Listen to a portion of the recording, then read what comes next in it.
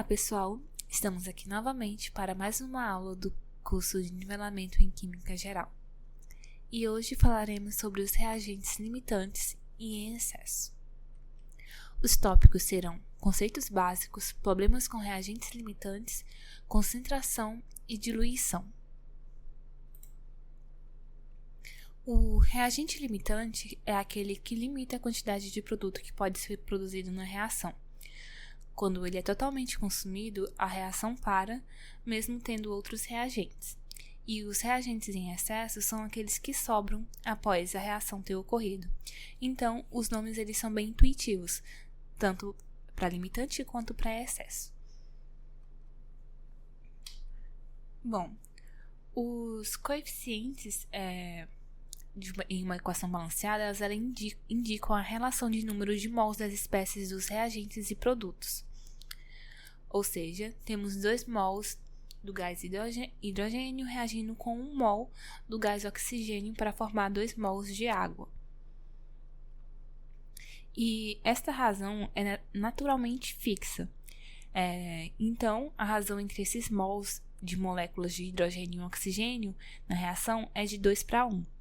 E se uma quantidade adicional, um excesso de qualquer outro reagente estiver presente, além dessa razão estequiométrica, o excesso permanecerá sem reagir.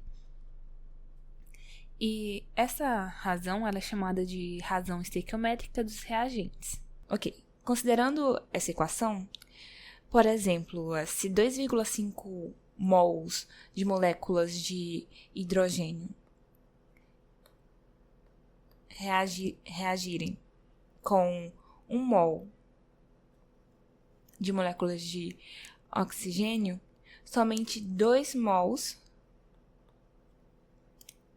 das moléculas de gás hidrogênio reagirão, deixando 0,5 mols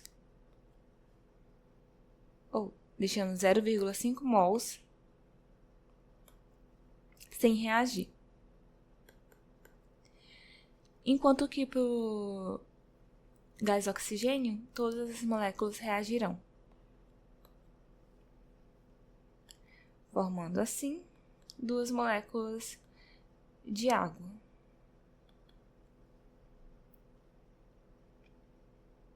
Então, neste caso, o oxigênio é o limitante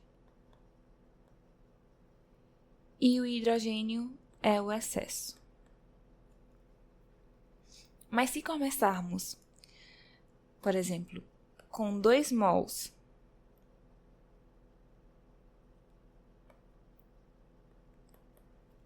de hidrogênio e 1,5 mols de oxigênio,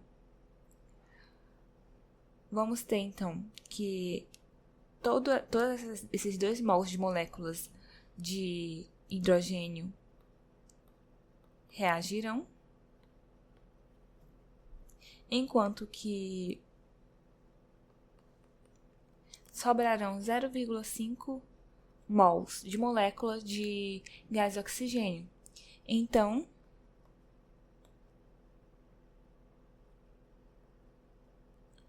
o hidrogênio seria o limitante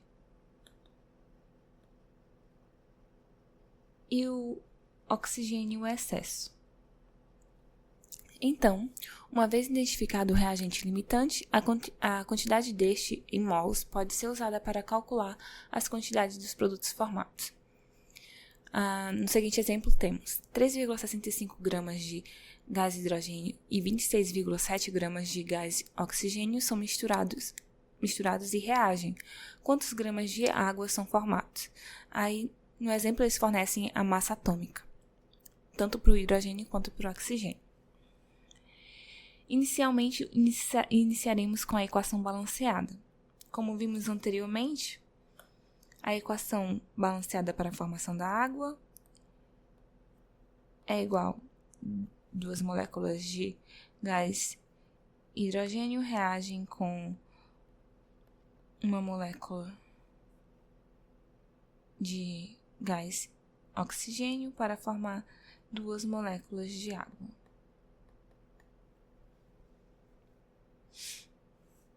Então, temos que a razão estequiométrica entre os reagentes, entre o gás hidrogênio e o gás oxigênio, é de 2:1.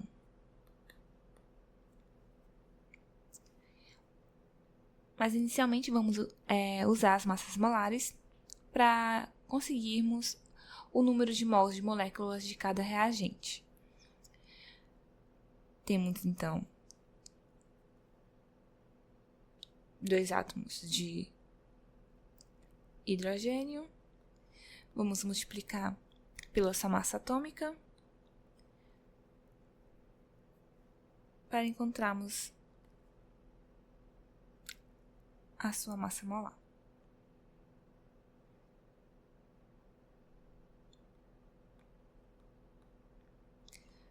Faremos a mesma coisa para o oxigênio.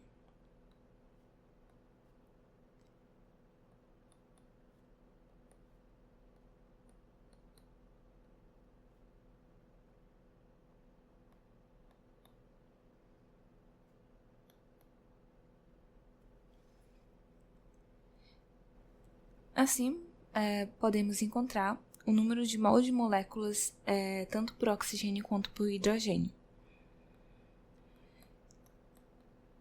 Para o hidrogênio, utilizaremos a massa de 3,65 gramas utilizada na reação e multiplicaremos pela massa molar.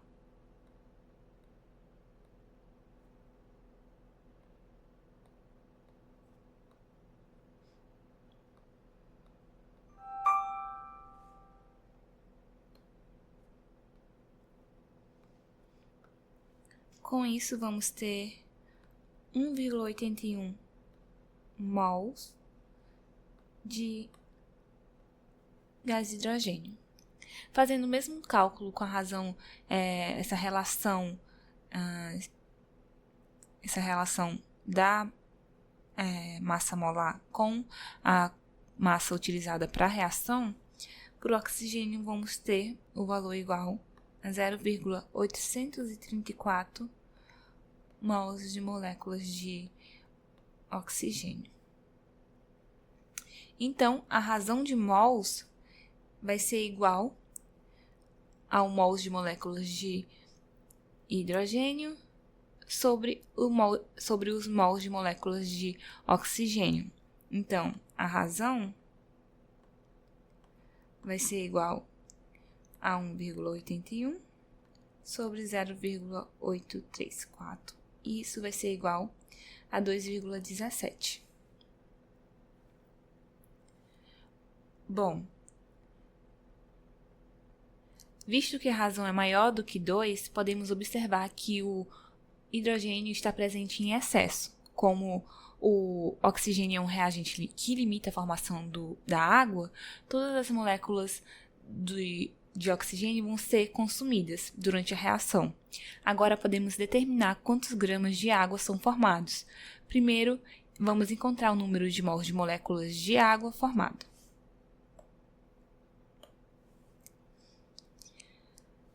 Para isso, vamos utilizar a quantidade de mols do reagente limitante, que no caso é o oxigênio.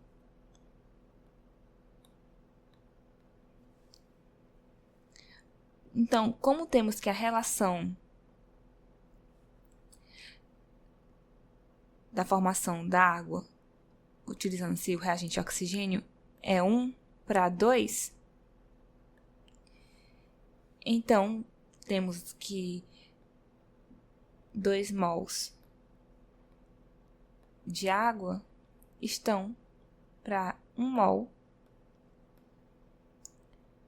de gás oxigênio. Com isso, vamos obter um número de 1,67 mols de água. Então, usando a massa molecular da água, calculamos a massa da água formada. A massa molar da água vai ser 2 vezes a massa atômica do hidrogênio mais uma vez a massa atômica do oxigênio. Isso vai ser igual a 18 gramas.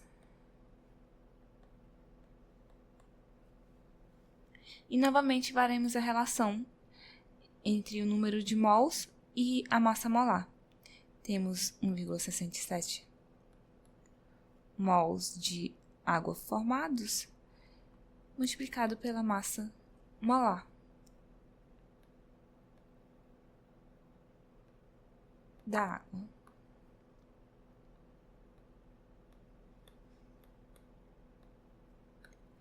Então, vamos ter que a massa de água formada vai ser igual a 30,1 gramas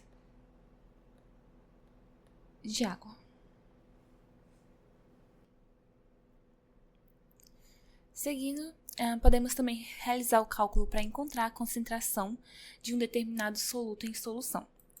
Para isso, utilizamos a seguinte equação, onde C é igual a concentração em mol por litro, M é igual a massa em gramas, MM é igual a massa molar em gramas por mol e V é igual ao volume. Então, vamos realizar o seguinte exemplo.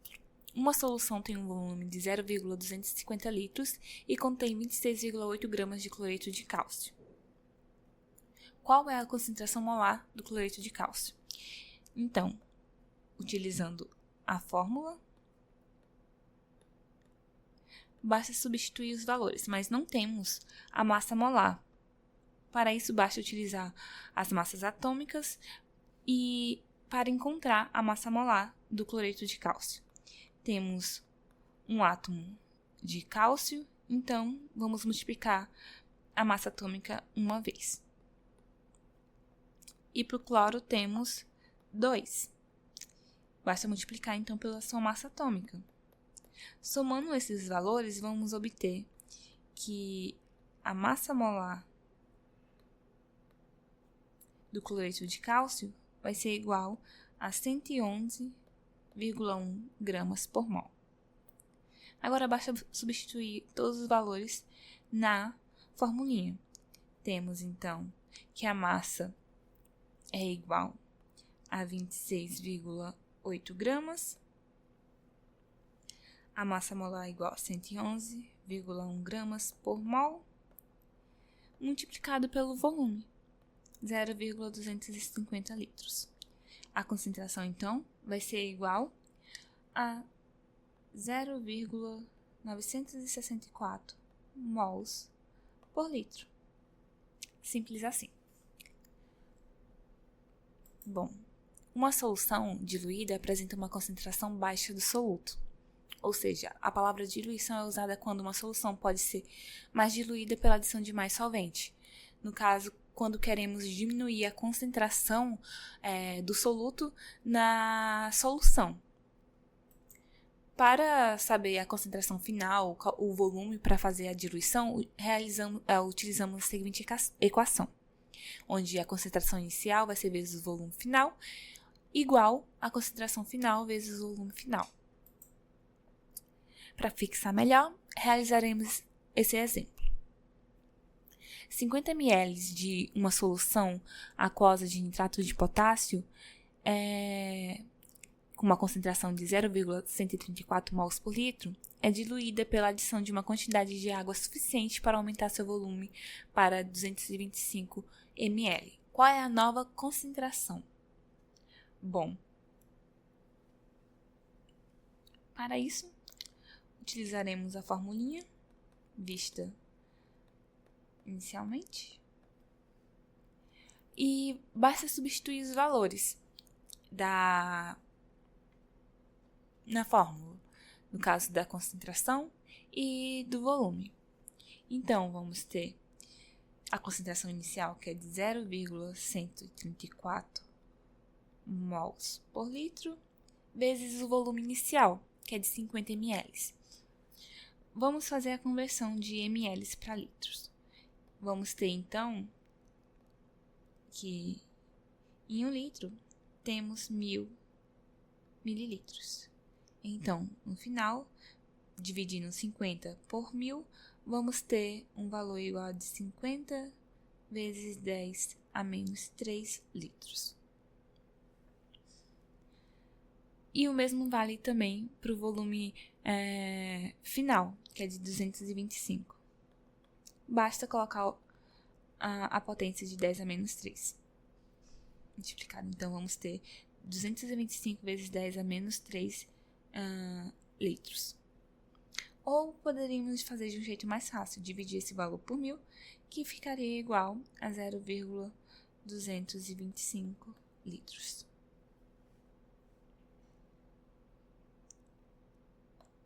Bom, então, substituindo os valores, temos 0,134 mols por litro, multiplicado pelo volume inicial, igual à concentração final que queremos saber, vezes o volume final. Agora, basta reorganizar a equação, então vamos ter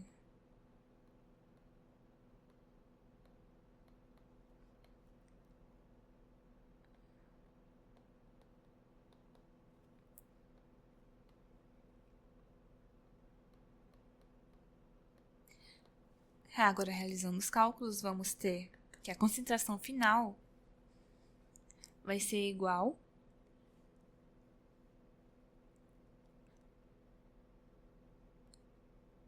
2,98 vezes 10 a menos 2 mol por litro.